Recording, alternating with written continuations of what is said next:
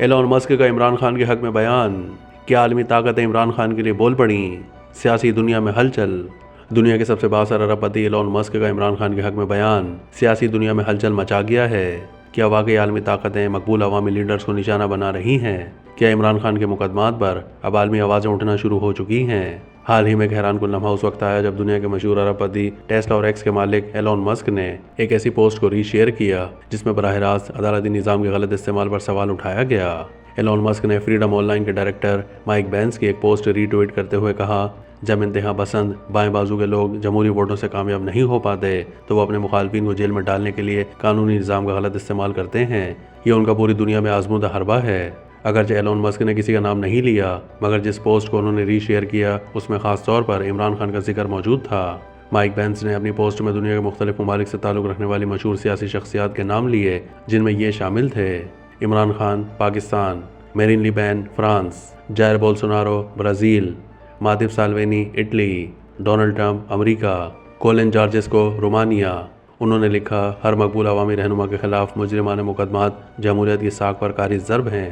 Elon Musk کی یہ post جیسے ہی منظر عام پر آئی، پاکستان میں ایک طوفان سا برپا ہو گیا۔ تحریک انصاف کے کارکنان، حامی اور رہنما اسے عمران خان کے حق میں عالمی حمایت قرار دینے لگے۔ پی ٹی آئی کے معروف رہنما سلمان احمد نے ایلون مسک کی پوسٹ کو ری ٹویٹ کرتے ہوئے لکھا، ایلون مسک اس اہم نقطے کو اٹھانے کا شکریہ۔ عمران خان 600 دن سے زیادہ عرصے سے قید ہیں، انہیں ٹارچر سیل میں رکھا گیا ہے، بیٹوں سے بات کرنے کی اجازت نہیں ہے، عید پر بہنوں سے ملنے سے روک دیا گیا اور عید کی نماز تک پڑھنے نہیں دی گئی۔ اسی طرح پی ٹی آئی پنجاب کے آفیشیل فیس بک پیج سے بھی اس پوسٹ کو شیئر کیا گیا۔ یہ پہلی مرتبہ نہیں ہے جب کسی عالمی شخصیت نے عمران خان کے لیے آواز بلند کی ہو۔